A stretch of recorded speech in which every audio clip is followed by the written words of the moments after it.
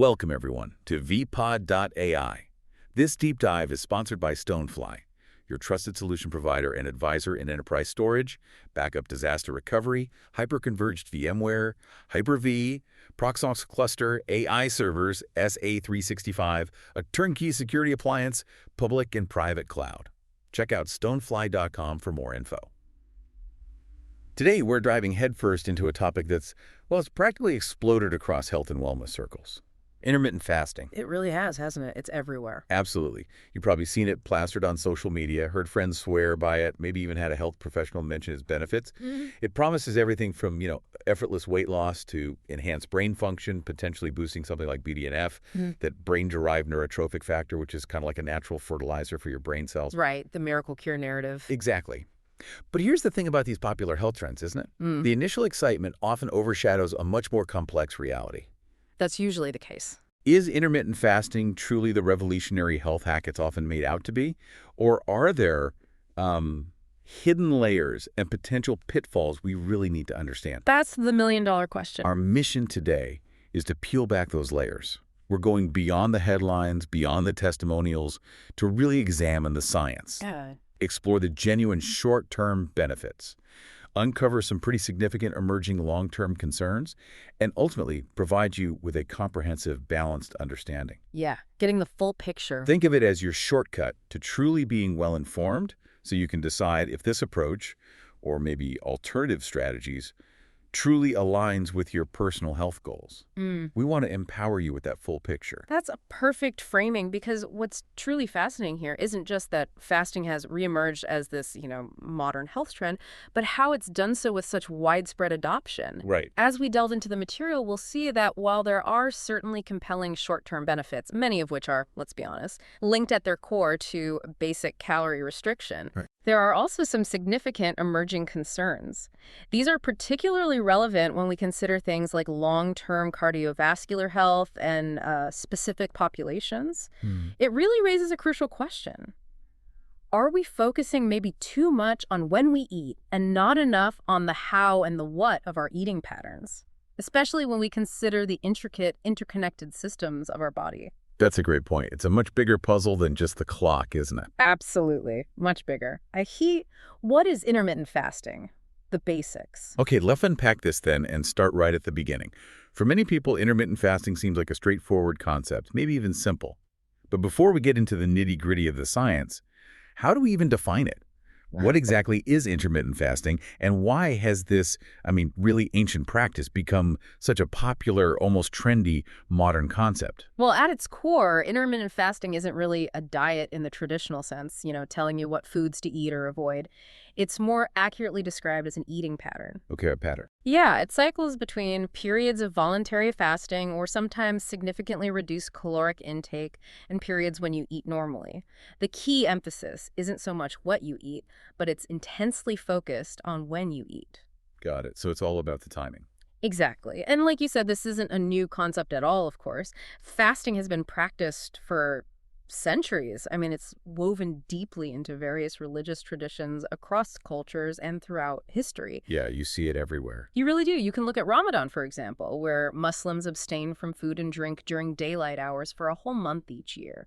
Or think about the specific dietary restrictions observed during Lent in Christianity, or even the practice of vrata in Hinduism. These ancient traditions really highlight that humans have, long understood and consciously utilized periods of abstention from food. Often for spiritual reasons or discipline. Exactly. Spiritual purification, discipline, or perceived health benefits. That historical context gives us a profound sense of its enduring presence in human behavior, which makes its modern resurgence all the more intriguing, doesn't it? It really does. So it's more of a scheduling framework than a strict menu then. Yeah. Given that, what are some of the most common ways people actually incorporate this into their daily lives? How do these when periods actually play out? Right. It's about structuring your intake. There are several popular methods out there, each with slightly different structures for those fasting and eating windows. Okay. Perhaps the most widely known and often considered the simplest entry point is the 168 method. Sometimes people call it the lean gains protocol. Right. 168. Heard of that one. Yeah, it's probably the most common.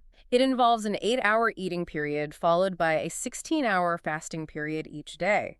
Many individuals find this quite accessible, maybe by just skipping breakfast or by choosing to eat an earlier dinner and then pushing back their first meal the next day. So it kind of fits into the sleep schedule naturally for some. It can, yeah. It often aligns pretty well. Then we have something called Eat, Stop, Eat, which takes things up a notch. Okay, sounds more intense. It is. This method involves fasting for a full 24 hours, usually once or twice a week. So, for instance, you might finish dinner on Monday evening and then just not eat again until dinner on Tuesday evening. Wow, a whole day. A whole day. It's generally considered a more advanced approach because of that longer complete fasting window. I bet. And finally, there's the 5.2 diet. Here, individuals eat normally for 5 days of the week, and then on 2 non-consecutive days, so maybe Tuesday and Friday, they significantly restrict their calorie intake, down to about 500, 600 calories. So you're still eating, but barely. Exactly. Very limited intake on those 2 days. Each of these methods, though, aims to achieve that core principle, cycling between states of, normal caloric intake and significant restriction or complete fasting. Fascinating. And the underlying idea behind all these methods, whether it's 168 or a full 24-hour fast, the goal is to shift our body's primary fuel source, right? Is that the main physiological thing happening? Yes, that's absolutely a key mechanism. And it's quite sophisticated when you look at it. When you fast, especially repetitively, your body makes this transition. Okay. It goes from primarily burning glucose, sugar from carbs for energy, to mobilizing its stored fat and producing these things called ketone bodies. Ketones, right, like the keto diet. Exactly. Same principle in terms of fuel source. This physiological switch is often referred to as the metabolic switch.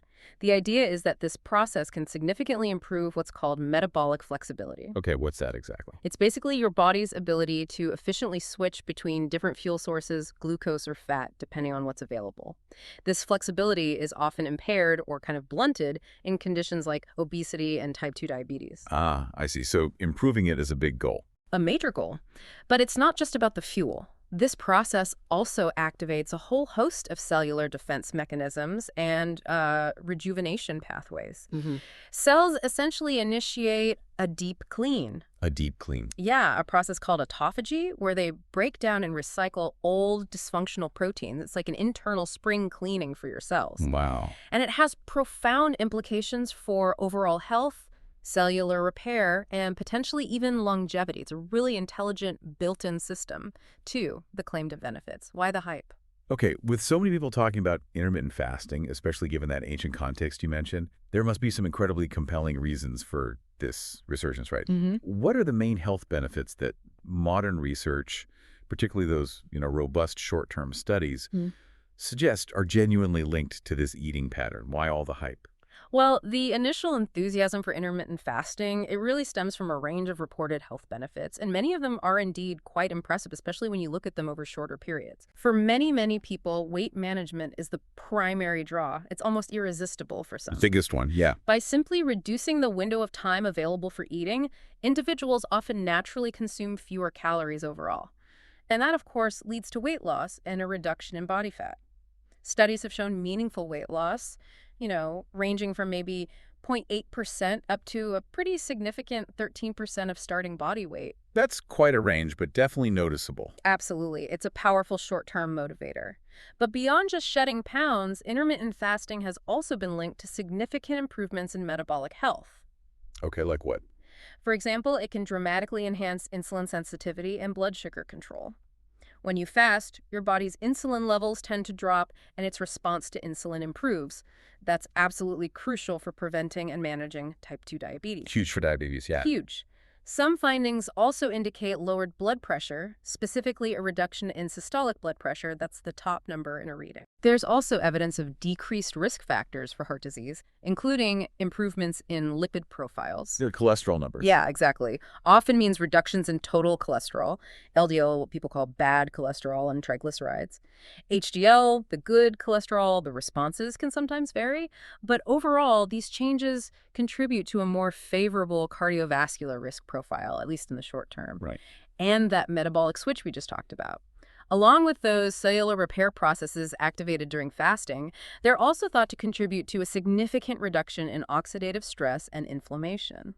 And those are linked to tons of chronic diseases, right? Pretty much all of them, yeah. Underlying factors in almost all chronic diseases, so reducing them is a big deal. So if we were to boil down all these short-term benefits into one core insight for our listener, what's the fundamental aha moment here that IF really promises? It sounds like it's not just about managing weight, but getting deeper, right, to the cellular level. That's a great question, and you've hit it exactly. The core insight is precisely that.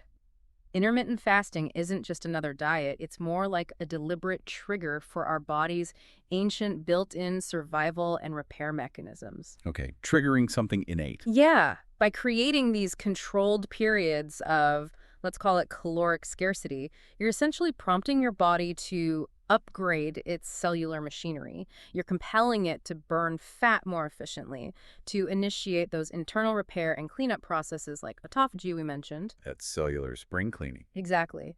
And even to boost youth-associated hormones like human growth hormone, it's like a metabolic recalibration that, in the short term at least, seems to deliver far more than just superficial weight loss. Okay, so tell me more about those deeper cellular benefits. You mentioned HGH. Yes, on a cellular level, some really fascinating things seem to happen during fasting, activating what we sometimes call cellular benefits and longevity pathways.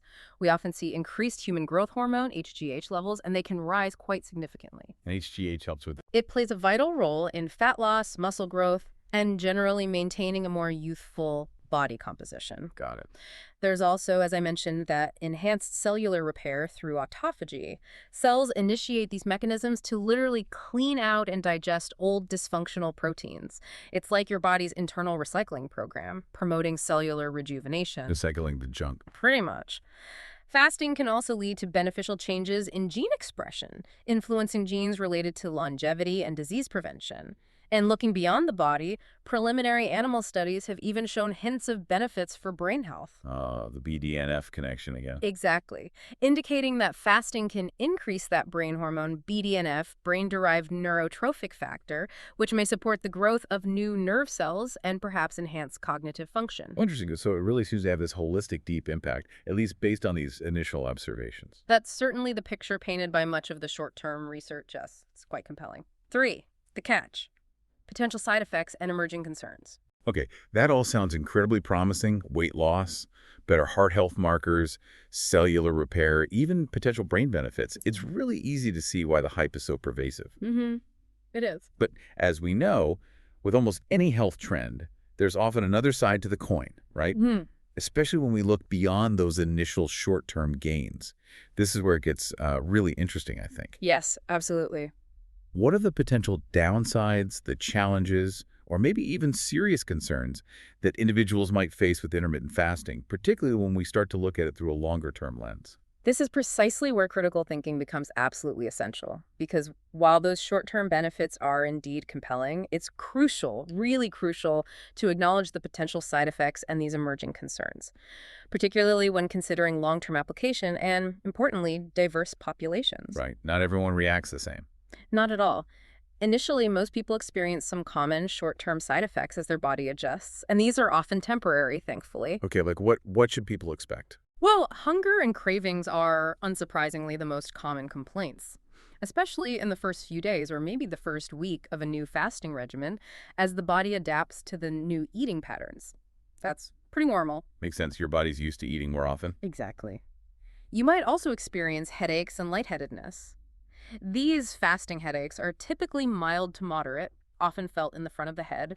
They can be linked to low blood sugar or even caffeine withdrawal if you're used to your regular morning coffee. The caffeine withdrawal headache. Know that one well. Right.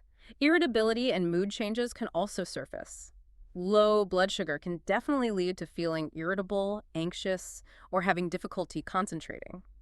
Interestingly, though, some individuals also report a heightened sense of achievement and self-control at the end of a successful fast, so the psychological effects can be quite mixed. Like a sense of accomplishment. Yeah, potentially. Fatigue and low energy are also common, again, often linked to that initial dip in blood sugar or maybe disturbances in sleep. Though some research suggests that this fatigue might actually lessen as the body gets better adapted to burning fat for fuel. So it gets better over time. Potentially, yes. Some people report digestive issues, things like indigestion, diarrhea, nausea, bloating. That can happen largely due to the sudden changes in eating patterns and maybe the volume of food you eat when you break a fast. Right, shocking the system a bit. Could be. A less pleasant but fairly common side effect is bad breath. This can be caused by reduced salivary flow and an increase in acetone, which is a byproduct when your body burns fat for fuel. Okay, good to know. And some reports indicate sleep disturbances. About 15% of participants in certain studies reported difficulty falling or staying asleep, particularly in the initial days as the body releases water and salt. But it's worth noting other studies have shown no negative effect on sleep quality, so that seems variable. Depends on the person, maybe. Seems likely. Finally, dehydration is a very real risk. During early fasting, the body tends to release larger amounts of water and salt in urine. So making sure you get adequate fluid and electrolyte replacement is absolutely vital. Monitoring your urine color, aiming for pale yellow, is a simple way to check your hydration status. Simple check. Good tip. And one more crucial point. If it's not executed thoughtfully, especially with very long fasting periods or really extreme calorie restriction, intermittent fasting also carries a significant risk of malnutrition, just not getting enough essential nutrients. Right. You still need your vitamins and minerals. Absolutely. It's crucial to consume a well-rounded, nutrient-dense diet during your eating windows to prevent that. Okay, that's a pretty comprehensive list of what people might expect initially, and it sounds like a lot of it is just the body adjusting maybe temporary discomfort. For many, yes. But then we shift to the long-term picture, and this is where the narrative around intermittent fasting really seems to get, well, complicated. What are these crucial long-term concerns, particularly when it comes to cardiovascular health, that maybe newer research is starting to bring to light? Indeed, this is where the true deep dive into the nuances begins, particularly regarding crucial long-term concerns for cardiovascular health. It's interesting because while IF is widely popular, several randomized clinical trials and meta-analyses have actually shown that intermittent fasting, including time-restricted eating, TRE, and alternate day fasting, ADF, it's actually not more effective than standard daily caloric restriction for short-term weight loss or cardiometabolic improvements in patients with obesity. Wait, so just cutting calories works just as well, short-term? In many of these controlled studies, yes. It implies that many of those short-term benefits we just discussed often appear to be simply mediated by the reduction in overall calories rather than some unique magic attribute of the fasted pattern itself. Okay, that puts a different spin on it. It does, and this leads us to some truly significant and frankly quite concerning preliminary findings. There's potential increased cardiovascular disease mortality risk associated with certain patterns. Increased risk. How so? Well, preliminary observational analyses like data presented at the 2024 American Heart Association conference, which caused quite a stir, suggested that adhering to an 8-hour TRE schedule. The popular 168 method. Exactly. That popular method was associated with a striking 91% increased risk of cardiovascular disease mortality among a large cohort of over 20,000 adults. 91%? Wow, that's huge. It is, and this risk was particularly pronounced in individuals who already had pre-existing heart conditions. Okay, so even riskier for them. Seems so based on this observational data. Conversely, some other studies indicate that eating windows extending beyond 11 hours were associated with lower cardiovascular disease mortality in adults with heart failure. So a longer eating window was better in that case. That contradicts the usual advice. It directly contradicts some of the typical IF advice, yes. And it really underscores a profound need for caution. Experimental findings in rodents also showed that prolonged alternate day fasting led to reduced heart function. Things like reduced diastolic compliance, increased myocardial fibrosis, scarring of heart tissue, and diminished cardiac reserve. So animal studies showing heart damage too.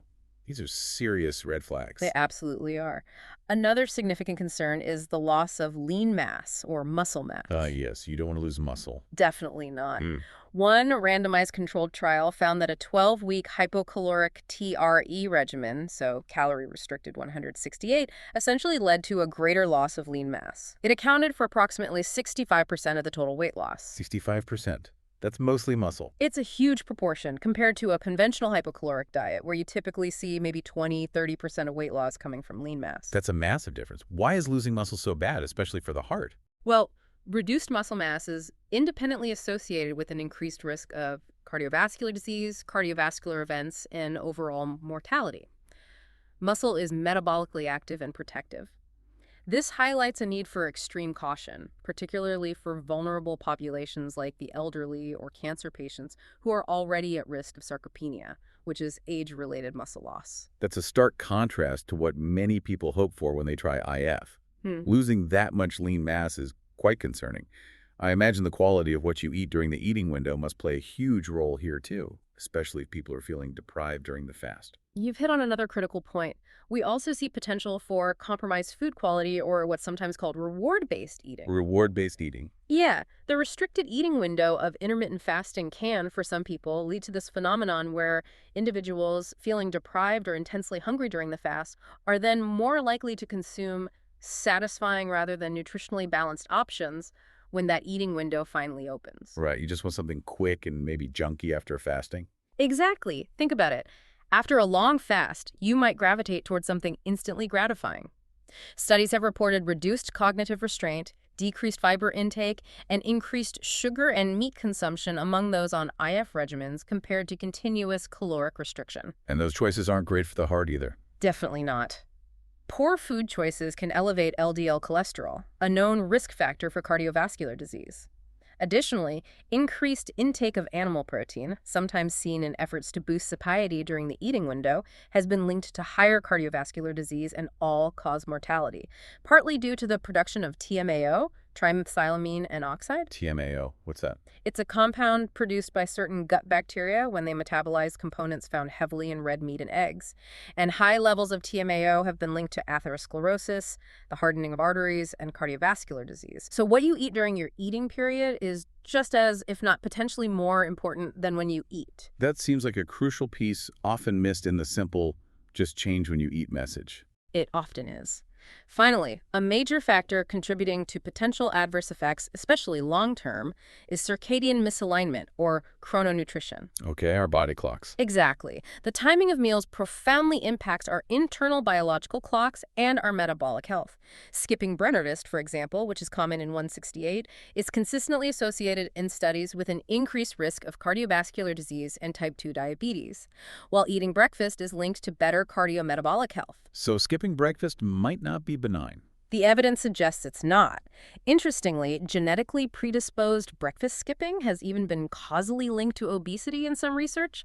Similarly, late-night eating has been associated with arterial stiffness and a greater risk of coronary heart disease. Okay, so timing does matter, but maybe not in the way IF proponents always frame it. Precisely. A large observational study found that for each hour breakfast was delayed after 8 a.m., or the last meal consumed after 8 p.m., the overall risk of cardiovascular disease increased, regardless of body weight. A longer nighttime fasting duration was protective only when it was coupled with early first and last meals, not with skipping breakfast. Fascinating. So early dinner, early breakfast seems better than late dinner, skip breakfast. That's what that particular large study suggested, yes. These irregular eating patterns, like skipping breakfast, can also disrupt the body's cortisol rhythm, the stress hormone. How so?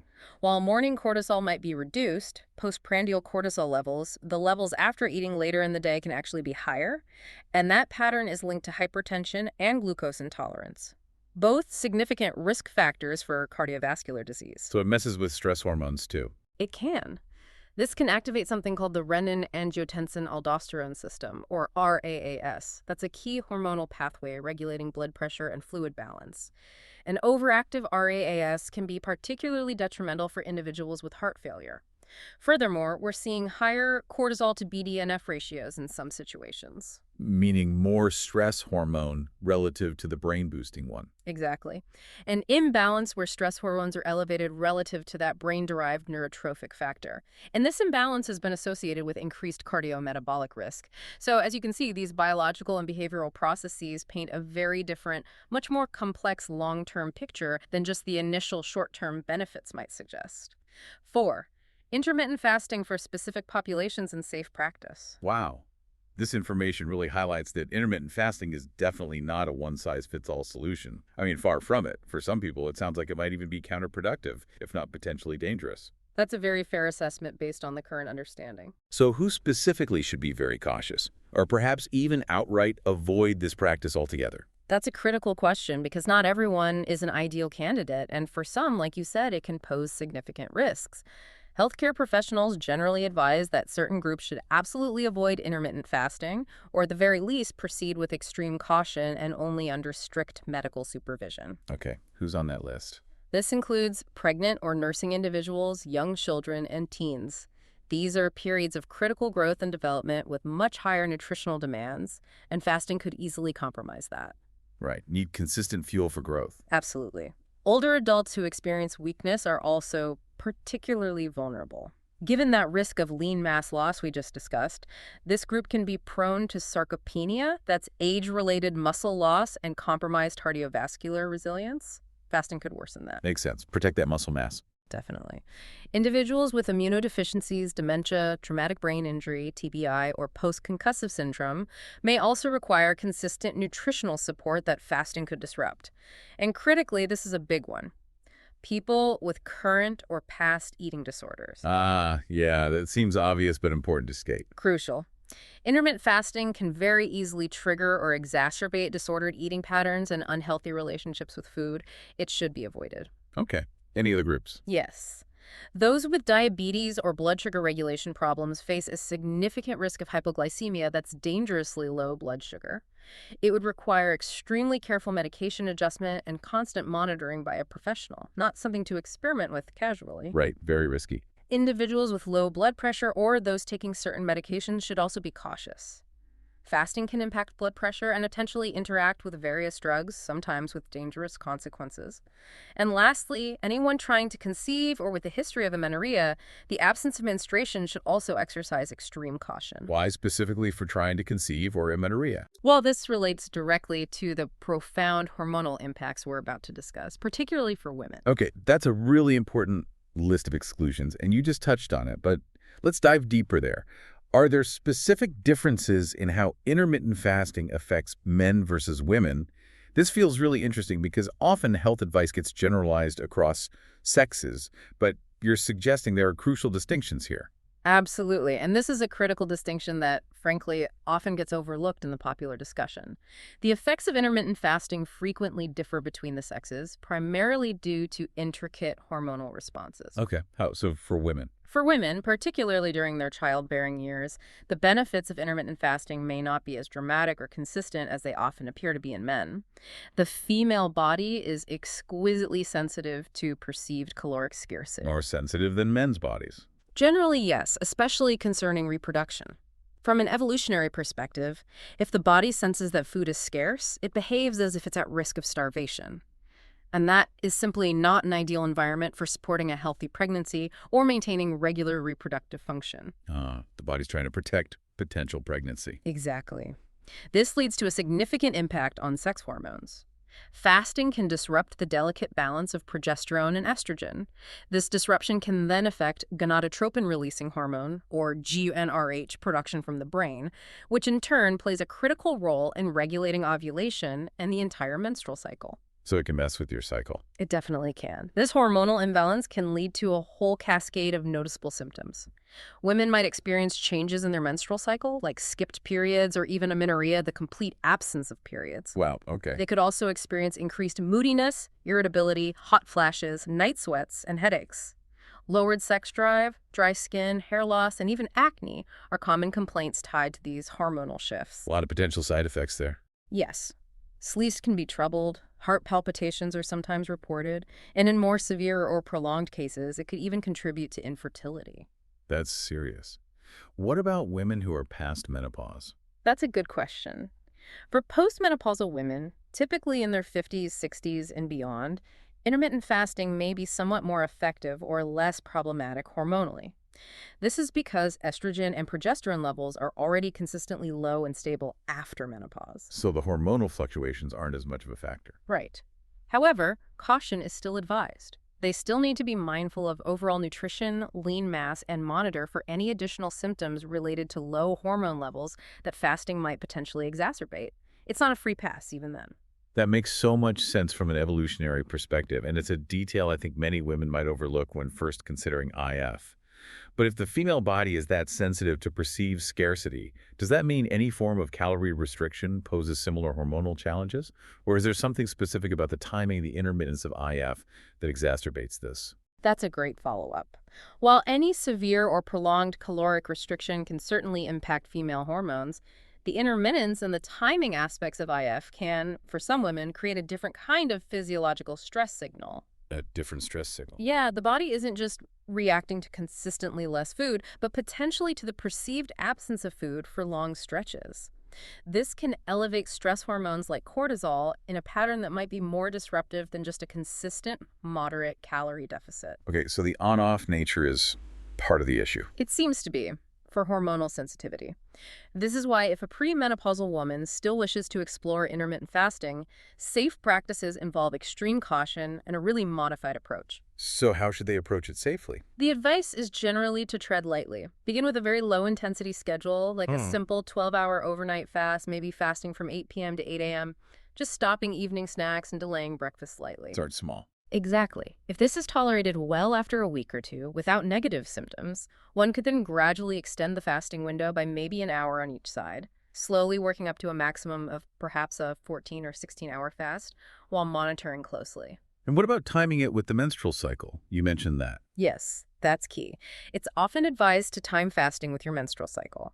The potentially safer times to fast are maybe a day or two after your period begins and for about a week thereafter, when hormone levels are generally lower and more stable. Okay, the first half of the cycle. Generally, yes. It's important to limit or avoid fasting during the 2 weeks before your period is due the luteal phase.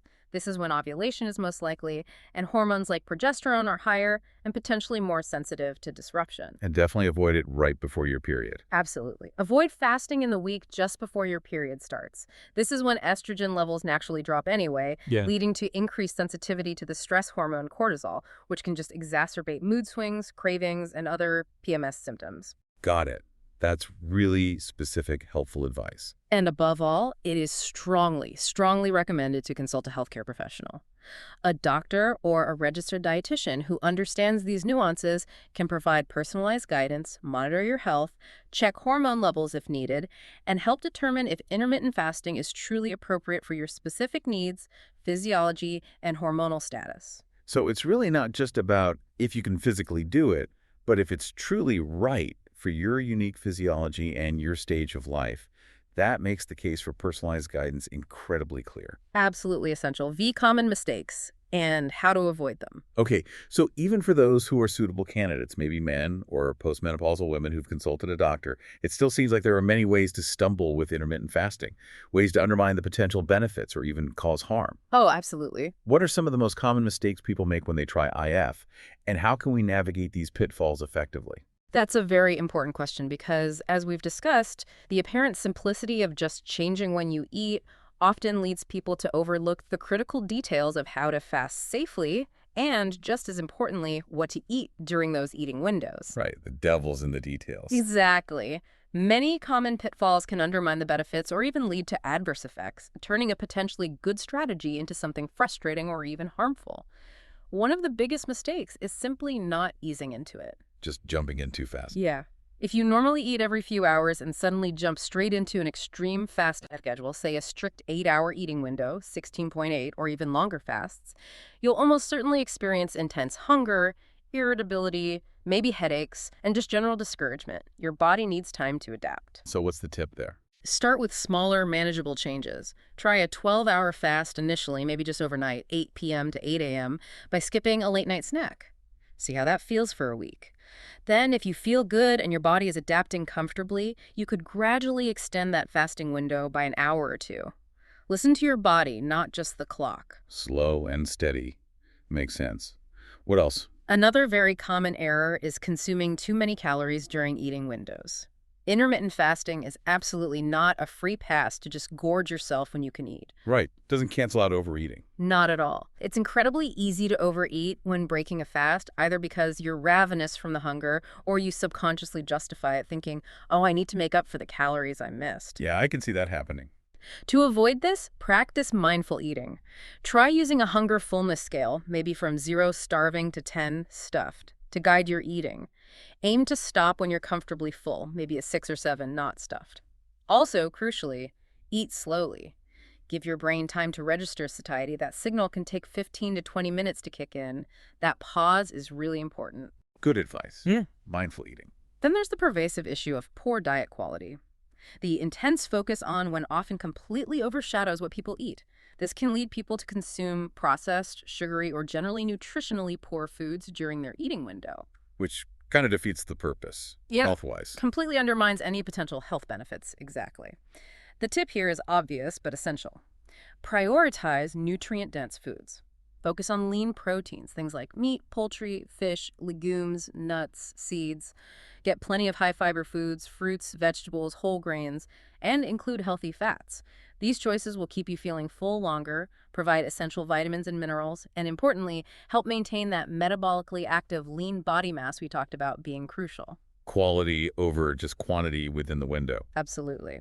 Many also neglect staying properly hydrated. People often forget that liquids are just as important during fasting periods, maybe even more so, especially plain water. Dehydration can often be mistaken for hunger, leading to unnecessary discomfort or even breaking the fast prematurely. Drink water before assuming you're hungry. Great rule of thumb. Aim for about 2 liters or maybe 64 ounces of water daily, spread throughout the day, including the fasting period. Calorie-free beverages like black coffee, herbal tea, or even diluted apple cider vinegar are generally considered fine during fasting for most people. Hydrating foods like watermelon or cucumbers during eating windows also contribute. What about diet sodas? Generally best to avoid soda and artificially sweetened drinks. They might not have calories, but they can sometimes mask genuine hunger or even heighten cravings for sweets later on for some people. Stick to water, tea, black coffee. Okay. What about how you break the fast? That's another critical mistake, breaking a fast with the wrong kinds of foods. Specifically, low protein, low fiber, or highly processed foods. The first meal after a fast is vital. Breaking it with something highly processed, super sugary, or greasy can be really hard on your digestive system and cause rapid blood sugar spikes and crashes, undoing many potential benefits. Oh, no donuts right after fasting. Probably not the best choice. Instead, opt for gentle, nutrient-dense foods.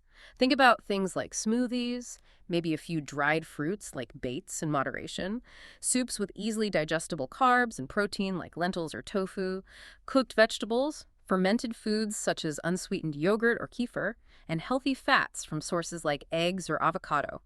Think nourish, not just fill. Gentle on the system. Got it. Some individuals also make the mistake of going too extreme. Restricting calories consistently below, say, 1,200 per day can lead to greater bone and muscle loss over time, and it's generally unsustainable for long-term health and meeting basic nutritional needs.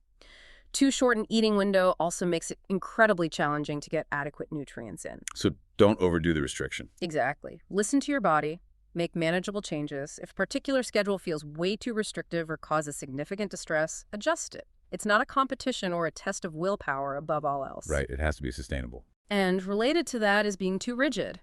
Intermittent fasting should ideally fit into your lifestyle, not dictate it rigidly and add unnecessary stress. Embrace flexibility. Focus on intuitive eating based on your genuine hunger and fullness cues, and prioritize nourishing your body.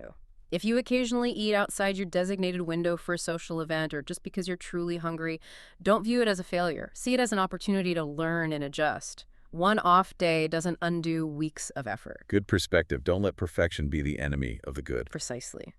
Finally, a common issue for active people: engaging in intense workouts without proper fueling consideration. Intense exercise on an empty tank can definitely lead to decreased performance and hinder recovery. So maybe don't run a marathon while fasting. Probably not advisable.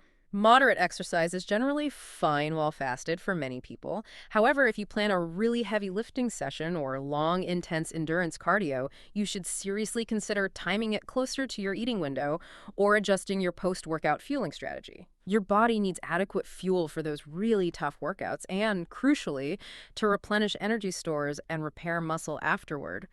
Pushing too hard while significantly depleted can lead to burnout, poor results, or even injury. 6. Exercising while intermittent fasting. That point about proper fueling, especially around exercise, leads us perfectly into our next segment. Yeah. Because for many people, working out is, a non-negotiable part of their health routine. Very important. The question then becomes, can you effectively combine intermittent fasting with physical activity?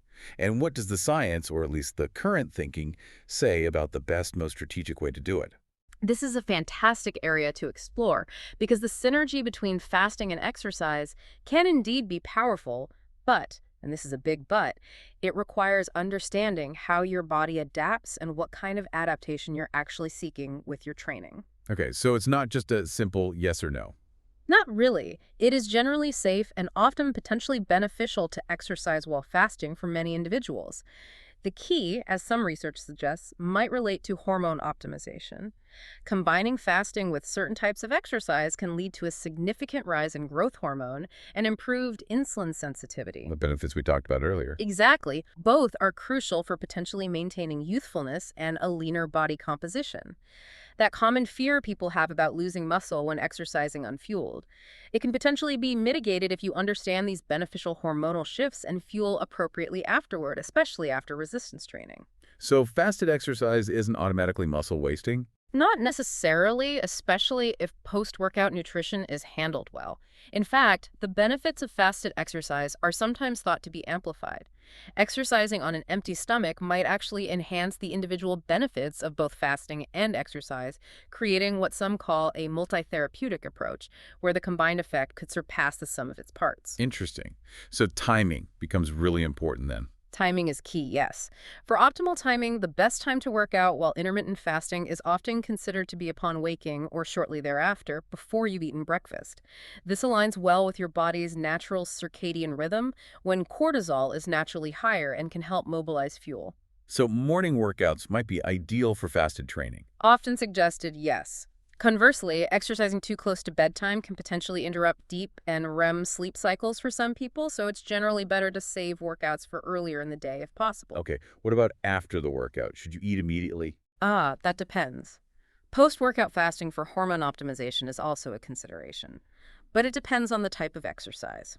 For many types, especially sprint or burst training, HIIT, some protocols suggest waiting 2 to 3 hours after your workout before eating. Wait after the workout. Why? The theory is that this can further promote that rise in growth hormone we mentioned, helping your body potentially become a more efficient fat burner and replenish used energy stores from fat. This hormonal shift is seen as an adaptation to the stress of that high-intensity activity. Okay. But does that apply to all exercise? No, and this is crucial. It's really important to consider tailoring exercise types to your fasting schedule and your goals, as different workouts utilize different fuel systems and have different recovery needs. Right. So break it down for us. What about HIIT? Sprint training, or HII, high-intensity interval training, is often considered the ideal exercise method to incorporate into your fasted period if you choose to do fasted training. This involves those short bursts of intense effort, maybe 15-30 minutes total, with rest intervals. Like Tabata or similar protocols. Exactly. Sprint training significantly boosts human growth hormone, HGH, and combining it with intermittent fasting might further enhance these benefits. This could potentially lead to increased strength, stamina, improved body composition, maybe better brain function, higher testosterone, and even reduced depression, according to some research. With sprint training, you can typically consider continuing to fast for maybe 2 to 3 hours post-workout if maximizing that hormonal response is your primary goal. Okay, so HIIT might be suited for that extended post-workout fast. What about steady-state cardio? For cardio, like jogging or cycling at a steady pace, performing it while intermittent fasting is certainly acceptable. However, your performance, especially initially, will largely depend on how fat-adapted your body is. Meaning how good it is at burning fat for fuel. Precisely. How efficiently it can burn fat for fuel, instead of relying primarily on glucose. If you're new to fasted training, you should definitely expect a temporary dip in performance. It can take weeks or even up to 6 months for serious endurance athletes to fully adapt to efficiently using fat as the primary fuel source during exercise. So, not something to try right before a race. Definitely not. If your primary goal is race performance, avoid switching to fasted training just before a competition. And if you do engage in fasted cardio, it's generally advisable to refuel relatively soon after your session rather than extending the post-workout fast to support recovery and glycogen replenishment. Okay, refuel after cardio. Now, what about lifting weights? Heavy lifting. Weight training or heavy lifting while fasting is also doable, but it's absolutely crucial to be mindful of glucose's paramount role in muscle repair and glycogen replenishment. Muscle needs carbs after lifting, right? Yeah. Fundamentally, yes. In a fasted state, your muscle glycogen stores are already somewhat depleted. For heavy lifting sessions, which put significant stress on the body and require readily available energy for both performance and crucial recovery, it's generally considered best practice to prioritize eating a meal containing protein and carbohydrates directly following your workout. So no extended fast after lifting heavy. Correct. That immediate post-workout meal is key for optimal muscle recovery, minimizing muscle breakdown and kickstarting the repair process. Similar to cardio, you might experience a temporary decrease in strength as your body adapts to lifting in a lower glycogen state. For this reason, many people prefer to schedule their heavy lifting sessions for periods after they have eaten, when glycogen stores are fuller, and save their fasted periods for maybe burst-style training or lighter activity. That makes perfect sense. It's about being really strategic, matching the fuel availability and post-workout nutrition to the specific demands of the exercise you're doing. Exactly. It's a strategic approach, ensuring you're fueling your body appropriately for the demands you're placing on it and your specific goals, whether they are performance, body composition, or hormonal optimization. 7. Looking beyond intermittent fasting. Comprehensive health strategies. Okay, we have covered a vast amount of ground today. We've gone from the promising short-term benefits that draw so many people to intermittent fasting all the way to the significant long-term caveats and crucial practical considerations, especially around heart health in specific groups. Quite a journey. So what does this all mean for someone listening, someone trying to make truly informed, holistic health decisions for themselves? Where do we land? That's the ultimate question we need to address, isn't it? How do we integrate all this information into a truly holistic view of health? Especially now, given the rapid advancements happening in medical science. Right. It's critical, first off, to remember the limitations of the current IF research. Much of the prevailing view that intermittent fasting is universally cardioprotective stems primarily from experimental rodent models and relatively short-term human intervention studies, often with small sample sizes. And mice aren't tiny humans. Exactly. Rodent metabolisms differ significantly from ours, and animal studies completely lack the complex behavioral aspects of human food choice, like that reward-based eating we discussed. Crucially, there's still a scarcity of large-scale, long-term human studies evaluating the impacts and safety of intermittent fasting over years or decades, especially on cardiovascular health. So the long-term picture is still blurry. Very blurry. And those emerging observational data points suggesting increased cardiovascular disease mortality risk with certain time-restricted eating patterns. They certainly underscore this critical research gap. It means we should approach the strong positive claims with a healthy dose of skepticism and caution. Okay, but you mentioned advancements in medical science. Yes, and this is important context. We are living in a truly revolutionary period for obesity pharmacotherapy. You mean weight loss drugs? Exactly. But these are new generations. Novel anti-obesity and anti-diabetic medications, such as GLP-1 receptor agonists, people might know names like semaglutide, or even newer dual GLP-1 and GIP agonists like tirzepatide, and even triagonists in development. These are showing remarkable efficacy. How effective are they compared to something like IF? The difference is pretty staggering in many trials. These classes of drugs are achieving impressive weight reductions, often in the range of 15–25% of total body weight in clinical trials. 15 to 25%. Wow. Compared to what with IF? Compared to the typical 3–4%, maybe up to 13% in some shorter IF studies we mentioned earlier, but often much less sustained long term. So the magnitude of weight loss with these newer medications is often significantly greater. That's a huge difference. What are the other advantages? A significant advantage is that these pharmacotherapies work by reducing food intake and enhancing satiety without needing to alter meal timing. So they bypass the whole timing issue. Exactly. This means they can potentially bypass many of the risks associated with intermittent fasting that we discussed, like compromised food quality from reward-based eating, or the metabolic complications of potential circadian misalignment from skipping breakfast or eating late. And what about muscle loss? That was a big concern with IF. Another key point. Unlike some intermittent fasting protocols that can lead to that significant lean mass loss, treatments with drugs like tirzepatide, liraglutide, or semaglutide generally show only relatively small effects on lean mass while still achieving that substantial overall weight reduction. They seem better at preserving muscle. Better muscle preservation, avoids timing issues, more weight loss. What about heart health? Crucially, these medications have demonstrated favorable safety profiles in large trials and significant improvements in cardiometabolic parameters. This includes marked decreases in major adverse cardiovascular events, things like cardiovascular death, non-fatal heart attack, or non-fatal stroke, even in patients who already have pre-existing cardiovascular disease or type 2 diabetes. So there's actual evidence they reduce heart risk, unlike the questions surrounding IF. Yes, for several of these medications, there's strong clinical trial evidence of cardiovascular benefit. This is really a game changer in the landscape of weight and metabolic management. That's a truly profound shift in the medical landscape then.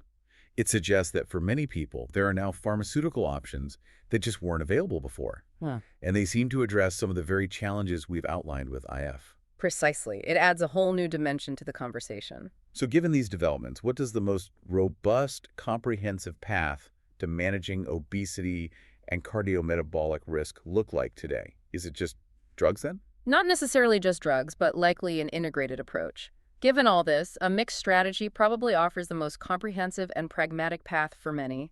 Instead of solely relying on the unknowns and potential risks of long-term intermittent fasting, we should integrate dietary patterns with proven, robust cardiometabolic benefits based on long-term evidence. Like what kind of diet? The Mediterranean diet, for instance, is a standout.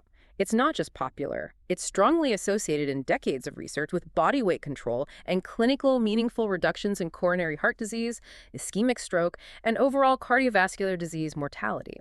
It consistently shows beneficial effects on weight, blood pressure, lipids, blood sugar across numerous large-scale, long-term studies. It's a truly evidence-based blueprint for healthy eating. So focus on proven patterns like Mediterranean rather than just timing. For long-term health and risk reduction, the evidence is much stronger there, yes. This should then be combined with regular exercise and targeted behavioral modifications. Increased physical activity alongside appropriate caloric intake isn't just about burning calories, it fundamentally enhances weight loss, improves glycemic control, optimizes insulin sensitivity, and improves lipid profiles. It's synergistic. Diet, exercise, maybe medication for some. What about personalization? That's the exciting frontier. Personalization through genetics. Integrating genetic parameters holds promise for helping tailor dietary components, exercise types, and even pharmacotherapy choices more precisely. It might even help us understand individual behavioral traits, like adherence to a plan or susceptibility to reward eating. This precision medicine approach aims to ensure maximum effectiveness and sustainability of lifestyle changes for each unique individual. Creating a truly bespoke health strategy. Exactly. But ultimately, underlying all of this, overall well-being is paramount. Intermittent fasting, like any specific diet trend, is one tool, one strategy among many. Regardless of your chosen dietary approach, the foundational pillars of health remain non-negotiable and arguably far more crucial for promoting overall health and well-being in the long run. The basics still matter most. They really do. Eating a balanced, nutrient-dense diet overall, getting proper restorative sleep, engaging in regular, appropriate physical activity, and effectively managing stress. These factors build a robust platform for lasting health, irrespective of the specific timing of your meals. Outro. Wow, what a deep dive indeed. It's become incredibly clear that while intermittent fasting can offer some intriguing short-term benefits, particularly around weight loss and maybe some metabolic markers, The initial appeal. the long-term picture is far from settled, potentially even worrying, especially when it comes to cardiovascular health and for specific populations like premenopausal women. Definitely warrants caution. We've seen that the timing of our meals certainly matters, but maybe not always in the ways IF suggests. And just as important, if not more so, is the quality of our food, our unique physiology, our hormonal landscape, and how it all interacts with our daily lives and maybe even our genes. Such a complex tapestry. Indeed. The material really underscores the immense importance of caution and a truly personalized approach. Those emerging concerns about potential cardiovascular risks, the significant impact on lean muscle mass, the crucial nuances for women's hormonal health, and the potential for nutritional deficiencies. They all mean that intermittent fasting is certainly not a universally safe or effective solution for everyone, especially not as a long-term, standalone strategy. Yeah, it's clearly not a magic bullet, and for some it sounds like it could even be a misstep. It could be. And the exciting, truly revolutionary advancements in pharmacotherapy, really put these dietary strategies into a new context, don't they? Yeah, really do. Suggesting that for many, perhaps a combination of evidence-based dietary patterns like the Mediterranean diet, consistent exercise, and modern medicine, all carefully tailored to the individual, might offer the most robust, evidence-based, and sustainable path to health and longevity. It's about having more effective, proven tools in the toolbox now. Exactly. If we connect this to the bigger picture for our listeners, it's really about making informed choices based on the most comprehensive, evolving evidence, and always in consultation with trusted healthcare professionals who understand your individual context. Absolutely. So this maybe raises an important question for you, our listener. As you navigate your own health journey, perhaps consider looking beyond just when you eat. Maybe reflect more deeply on how you eat and what you eat, alongside optimizing your sleep patterns, your exercise routine, your stress management, and maybe even considering your unique genetic blueprint down the line to truly unlock lasting, sustainable well-being. It's about finding your optimal strategy based on the best available evidence for you. Precisely. Thank you so much for joining us for this deep dive. We really hope it's provided you with some truly valuable insights and prompted further thought on this fascinating and clearly still evolving topic.